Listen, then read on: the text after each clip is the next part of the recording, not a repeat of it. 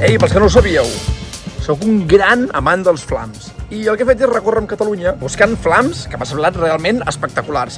Així que aquí et deixo un recull de 5 que m'han enamorat. Però no ens despistem. Mira. Hòstia puta, tio. És que estic rebentat de jalar, tio. I aquí ens acaben d'explotar. Tinc un problema, tio, perquè jo vull flan i vull crema. I vull cheesecake. Algun pastís, no? No, tio, però és que ens morirem, Àlex, tio, que... Ui, és que aquí ja no m'hi fixo. Jo sempre dic, agafeu el que vulgueu perquè ja que estem fent llibre, aprofiteu. Com et dius? Nil Ferrer. Nil, encantat, tio. Ets molt jove, no? 19 anys. I què, tio, aquí de cambrer... Per pagar a la universitat i tal. Sí, què estàs estudiant? Comunicació i periodisme audiovisual. O sigui, de dilluns a divendres estudiant i al fin d'aquí currar per pagar-te a la uni. Sí. Déu-n'hi-do, tio. Aquí estem. Soc d'aquí al costat, llavors puc quedar a prop i l'hostaleria sempre m'ha agradat molt. Sí o no? Sí, m'agrada molt relacionar amb la gent i tal. Però has de crear contingut d'això, tio. O què? No, jo vull per més al cine. M'agrada més Sí? al cine. Jo si puc vaig cap al cine. Et veurem fent superproduccions de coses de gastronomia o què? No. De VR a la lleidatana. No, soc més de cinema clàssic. I una pel·li d'aquestes de... Tens una cita, pel·li vanta, tapadet i... Ja m'entens? ¿Cómo perder a un chico en 10 días? Ara Nadal, algo de Nadal, solo en casa. Algo así. Solo en casa, ets per... No, però sí. Per pel·li manteta de cita, solo en casa. Sí, vinga, va. Ens ho diu el Nil. Pues merci, crac. Gràcies. Vagi molt bé, tio.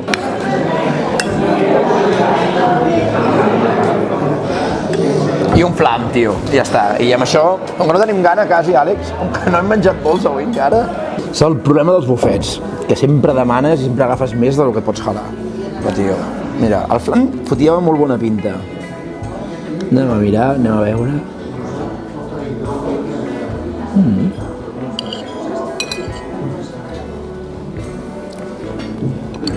Està bé. Postres, vinga, flan amb nata. I una mica de xocolata que t'ha posat a regal, tu. I el flam, anem a veure què tal. Ets una mica ferm. A veure, de gust no és dolent, Sí que pel meu gust, hi falta que sigui cremós. Tema de gustos, veieu? Com rebota, és ferm. I hauria agraït més cremositat. Aquests, quan els mossegues, no és que es desfacin, sinó que és com que es trenquen a la boca. Es microfragmenten. Vinga, tenim la carta de postres.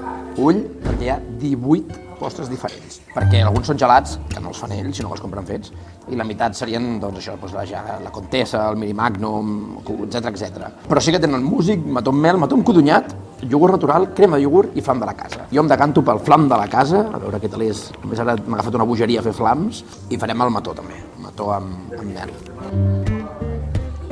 Té consistència, textura ferma. Està bo.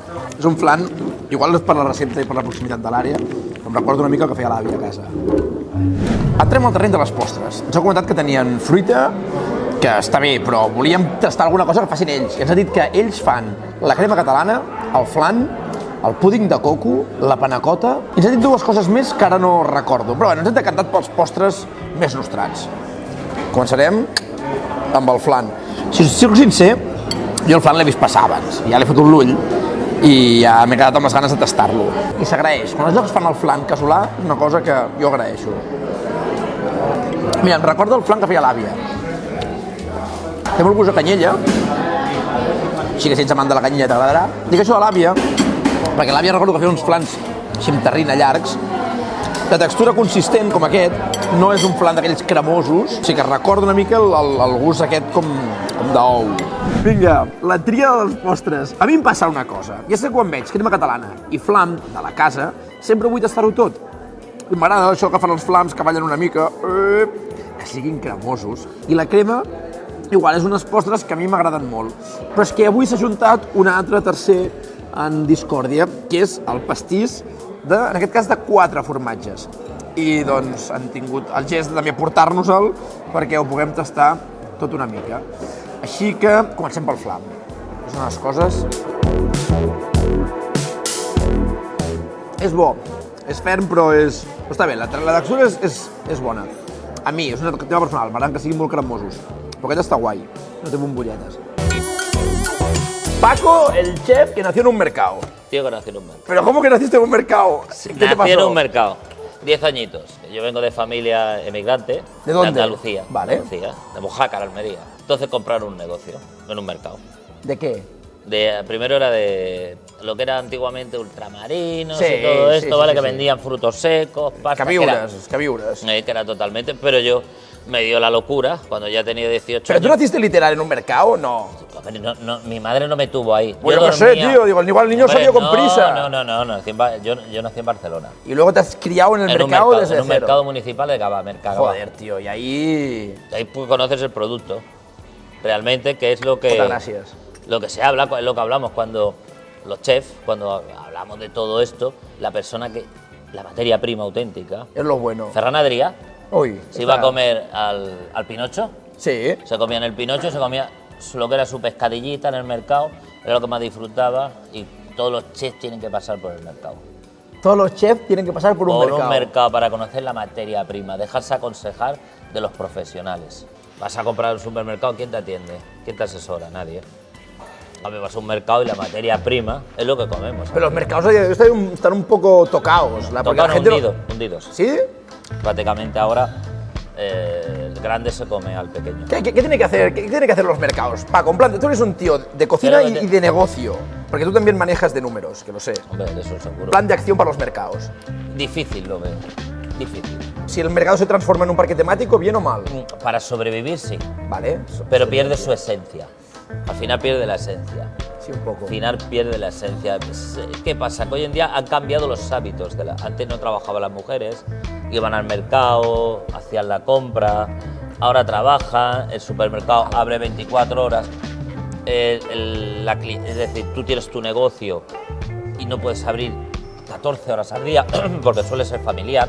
No ayudar al pequeñito con ayudas. Yo nunca se me olvidan, habían 142 paradas. Un mercado que como si fuera un supermercado, ¿vale? Igual. Y ahí había unas 300 y pico de personas. A ver cuánto trabajo da 1.500 metros cuadrados en un supermercado. Habían 300 y pico en un supermercado. Tienes 20 personas, 30 Hostia, trabajando. esto no había pensado nunca, ¿eh? Claro. Tienes razón. Servicio porque, claro, tú al final vas a un súper y coges una Y bandeja. chimpún. Acabas de decirlo. En cambio allí te tiene que atender lo que es la persona y te suele asesorar mucho. Claro, un mercado antes eran 100 y pico familias. Sí, sí. Y un supermercado hoy no tantas. El supermercado lo tiene Mercadona, que los tiene todos. Lo tiene Carrefour, Paco claro. lo tiene- al lo final, tiene claro. No se reparte. En un mercado 140 vivían bien.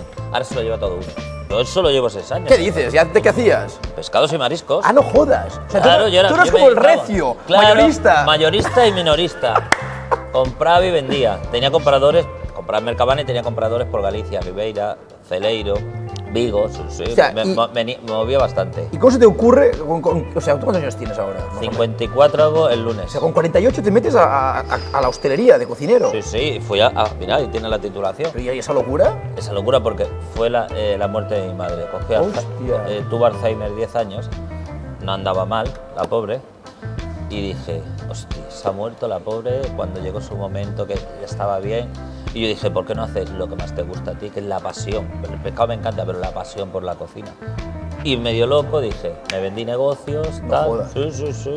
Me he tirado 2 años y medio sin trabajar y formándome, porque yo dije, yo voy a ser un gran chef. Lo tenía súper claro. Al final, cocinero lo que tiene que dominar son las técnicas. Una vez dominas las técnicas, todo es fácil. ¿Sí? Y pasión. Claro, si tú tienes la técnica es fácil, porque tienes un abanico. Contra más conocimientos tienes, el abanico se hace más grande. Entonces tú enseguida pam. Y luego ya lo Fácil, bajas. es fácil. Ole. De los errores se aprende más que de los aciertos. Eso estoy Toda la segurísimo. razón. Segurísimo, ¿eh? Paco, un placer, tío. Muchas Vamos, gracias. Palabra de Paco. Ok. Nada, Tú, gracias.